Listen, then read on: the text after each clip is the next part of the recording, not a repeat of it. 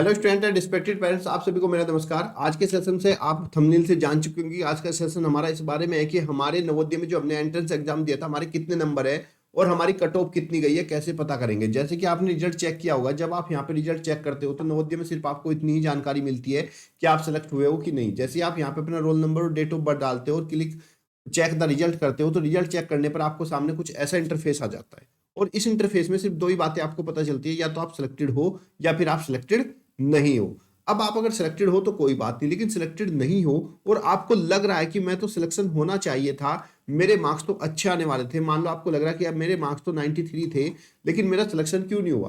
तो सबसे पहले आपको पता होना चाहिए कि भाई आपकी जो कैटेगरी है, like as OBC, SC, ST या फिर जनरल, उसमें आपकी कट ऑफ कितनी गई है, कितनी कट ऑफ है और फिर आपके मार्क्स कितने हैं। तो जब तक आपको अपने मार्क्स पता नहीं चलेगा, कैटेगरी की कट ऑफ पता नहीं चलेगी, तब तक आप सेटिस्फाइड नहीं हो पाओगे कि भाई मेरा रोल नंबर जो था उसके अकॉर्डिंग या मेरे जो नंबर आने वाले थे उसके अकॉर्डिंग मेरा सिलेक्शन क्यों नहीं हुआ। अब ये नंबर हमें कैसे पता चलेंगे, क्योंकि नवोदय तो भाई जब आपका रिजल्ट देता है सिर्फ इतना ही बताता है कि आप सेलेक्ट हुए हो या फिर नहीं हुए। तो इसको जानने के लिए, आपको अपने मार्क्स जानने के लिए आपको आरटीआई लगानी होगी, और आरटीआई के ही थ्रू आप जो है अपना यहाँ पर रिजल्ट को जान सकते हो, अपने नंबर को जान सकते हो। तो चलिए समझते हैं आरटीआई हम कैसे लगाते हैं। उससे पहले वीडियो को लाइक और चैनल को सब्सक्राइब कर लेना, जिससे आने वाले सारे अपडेट आप तक मिल जाएंगे। और मैं जितनी भी जानकारी आपको देता हूँ सारी वेरीफाई करने के बाद ही देता हूँ, जिससे कि आप लोग आसानी से इसको अप्लाई कर सको और अपनी समस्या का हल निकाल सकते हो। तो चलिए देखते हैं आरटीआई कैसे अप्लाई करनी है। चलिए बिल्कुल बेसिक से समझते हैं हम आरटीआई हम कैसे अप्लाई करते हैं। सबसे पहले आपको चलना है गूगल पे, और गूगल पे जाने के बाद आपको यहाँ पे आरटीआई लिख देना है। जैसे ही आप, लेकिन आपको सिर्फ उसी को ओपन करना है जो उसकी मेन वेबसाइट है। मेन वेबसाइट है आपकी https://rti-online.government.in। और जैसे ही आप इसके ऊपर क्लिक करोगे तो क्लिक करते ही आपके सामने यहाँ पर ये खुलकर आ जाएगी आरटीआई ऑनलाइन। अब ये जो आरटीआई ऑनलाइन है, इसको कैसे अप्लाई करना है, देखो सबसे पहले आपको क्या करना है, जाना है यहाँ पे सबमिट रिक्वेस्ट पे। सबमिट रिक्वेस्ट पे जैसे ही आप यहाँ पे क्लिक करोगे तो क्लिक करते ही आपके सामने एक इस तरह का फॉर्म आएगा। इस फॉर्म पर आप I have read understood about the guideline, इसके ऊपर आप क्लिक करोगे और सबमिट कर दोगे। जैसे यहाँ पे सबमिट करोगे तो आपके सामने एक फॉर्म खुलकर आ जाएगा।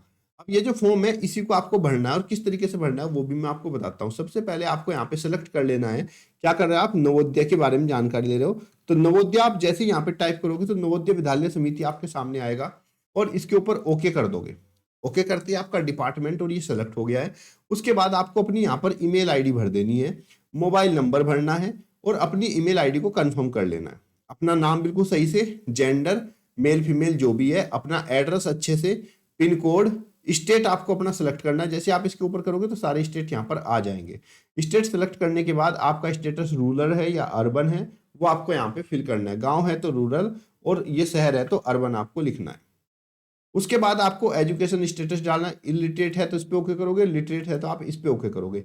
लिटरेट करते ही आपके सामने आ जाएगा कि भाई आपकी एजुकेशन क्या है, बिलो 12th है या 12th पास हो या फिर ग्रेजुएट हो या फिर ग्रेजुएट से ऊपर हो। फिर उसके बाद आपका फोन नंबर और फिर यहाँ पे सिटीजनशिप। उसके बाद आपको बताना है कि आप पुअर्टी लाइन से नीचे हो या फिर ऊपर हो। उसके बाद आपको tax for RTI request application, ये वाला पार्ट आपका बहुत इंपॉर्टेंट है। इस वाले पार्ट में आपको क्या लिखना है ये देख लो पहले। रिक्वेस्ट फॉर आरटीआई, इसमें आपको लिखना dear sir, in this RTI request following detail are requested for the candidate. Marks obtain, उसके कितने नंबर आए हैं। Cut off marks category in the district, उसके डिस्ट्रिक्ट में जो है उसकी कट ऑफ कैटेगरी कितनी है। OMR सीट और आंसर की, और एडमिट कार्ड जो है कैंडिडेट का वो नीचे इसमें हमने लगा दे दिया।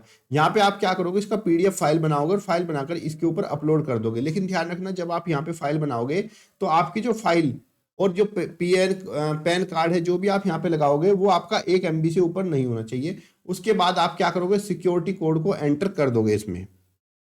जैसे यहाँ पे सिक्योरिटी कोड एंटर होगा उसके बाद आप इसको सबमिट कर दोगे। सबमिट करके जो भी इसकी फीस जाएगी 10-20 रुपए, वो फीस आप कर दोगे, और आपको यहाँ से एक आपका इसका नंबर मिल जाएगा। और इसका नंबर मिलने के बाद आपको अगले 30 दिन के अंदर जो है सारी जानकारी आपकी ईमेल आईडी के थ्रू मिल जाएगी।